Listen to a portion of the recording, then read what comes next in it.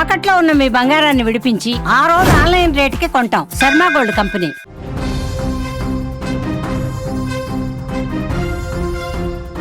వరంగల్లో మహిళా కానిస్టేబుల్ బల్వన్మరణం ఇప్పుడు సంచలనంగా మారింది. ఇద్దరు యువకుల కారణంగా అభంశుభం తెలియని ఒక మహిళా కానిస్టేబుల్ ఈరోజు మరణించాల్సినటువంటి పరిస్థితి ఏర్పడింది.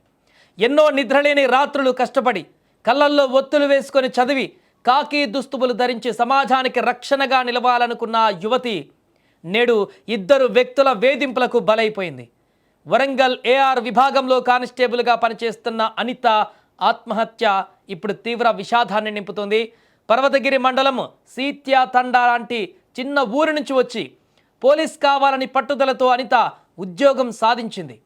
కానీ ఆమె కలలను రాజేందర్ అనే వ్యక్తి చిదిమేయడం మొదలుపెట్టాడు. 4 ఏళ్లుగా పెళ్లి పేరుతో వేధిస్తూ డ్యూటీలో ఉన్నా సరే వీడియో కాల్స్ చేయాలంటూ మానసిక నరకం చూపించాడు ఆ వ్యక్తి. చివరకు అనిత తల్లిదండ్రులు ఆ రాజేందర్తో సంబంధం అంతకుముందు అనుకున్నటువంటి సంబంధాన్ని కూడా వద్దని కాదని రాజేందర్ ఆమెను వదలలేదు, అప్పటికి వద్దన్నారు, ఆయనతో సంబంధాలు వద్దని చెప్పేసి క్యాన్సిల్ చేసుకున్న తర్వాత కూడా ఆ రాజేందర్ అనే వ్యక్తి ఆమెను వదలలేదు సరికదా తన పైశాచికత్వాన్ని మరింత పెంచేశాడు. అనిత తన స్నేహితుడు జబ్బార్లాల్ను వివాహం చేసుకోవాలనుకుంటుందని తెలిసి కక్షతో జబ్బార్ను రెచ్చగొట్టాడు. ఆమె కోసం లేనిపోని మాటలు చెప్పి ఆమె పైన వారి బంధానికి బీటలు వేశాడు. జబ్బర్లాల్ అదేవిధంగా అనిత అనేటువంటి వీరిద్దరు వ్యక్తులు పెళ్లి చేసుకుందాం అనుకున్నారు, వీరిద్దరు కలిసి సాగుదాం అనుకున్నారు. కానీ ఈ జబ్బర్లాల్కు ఈ రాజేందర్ అనే వ్యక్తి లేనిపోని విషయాలన్నీ కూడా అనిత పైన ఆ వ్యక్తికి చెప్పి ఆ వ్యక్తి మనసులో ఒక విషయాన్ని నాటాడు అనిత పైన.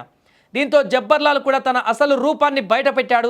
డబ్బిస్తేనే నిన్ను పెళ్లి చేసుకుంటాను అంటూ ఆమెను నిలువున బ్లాక్మెయిల్ చేయడం మొదలుపెట్టాడు. దీంతో రక్షణ కల్పించవలసినటువంటి విధి నిర్వహణలో ఉన్న మహిళా కానిస్టేబుల్ మరొక వైపు ఇద్దరి వ్యక్తుల మధ్య చిక్కుకొని అల్లాడిపోయింది.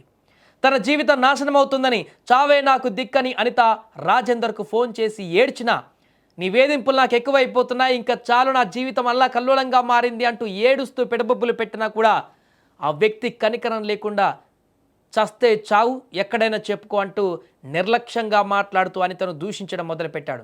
ఈ నిర్లక్ష్యమైనటువంటి సమాధానం మరింతగా చిదిమేసింది అనితను. ఆ మాటతో ఇక తనకి లోకంలో దిక్కులేదని భావించిన ఆ అభాగ్యురాలు గడ్డిమందు తాగి నిండు ప్రాణాన్ని బలి తీసుకుంది. ఎంతో కష్టపడి చదువుకున్నటువంటి ఉద్యోగాన్ని, ఉజ్వలమైన భవిష్యత్తును ఇలా క్షణికావేశంలో వదులుకోవడం అత్యంత బాధాకరం. చావు దేనికి పరిష్కారం కాదు. వేధించే మృగాలను వారికి భయపడి ప్రాణాలు తీసుకోవడం కంటే కాకి దుస్తుల శక్తితో వారిని చట్టం ముందు నిలబెట్టి పోరాడి ఉంటే అనిత మరో 100 మందికి స్ఫూర్తిగా నిలిచేది.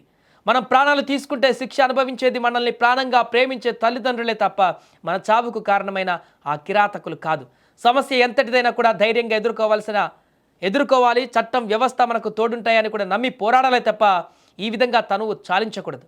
1 నిమిషం ఓపిక పట్టి ఉంటే ఆ తల్లిదండ్రులకు ఇప్పుడు కడుపు కోత మిగిలేది కాదు. అనిత కలలు ఇలా అర్ధాంతరంగా ఆగిపోయేవి కావు.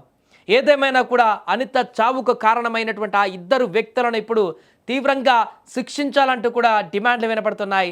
అనిత కుటుంబ సభ్యులు కూడా తీవ్ర ఆగ్రహానికి గురవుతున్నారు. అనిత సన్నిహితులు ఈ విషయం తెలిసిన ప్రతి ఒక్కరు కూడా అలాంటి వేధింపులకు గురిచేసి, మానసిక హింసకు గురిచేసి ఆమెను ఈ రకంగా చనిపోవడానికి కారణమైనటువంటి ఆ ఇద్దరు వ్యక్తులను కూడా పూర్తిగా చట్టపరంగా శిక్ష విధించాల్సిందే అంటూ కూడా తీవ్ర కంఠంతో ఇప్పుడు హెచ్చరిస్తున్నారు.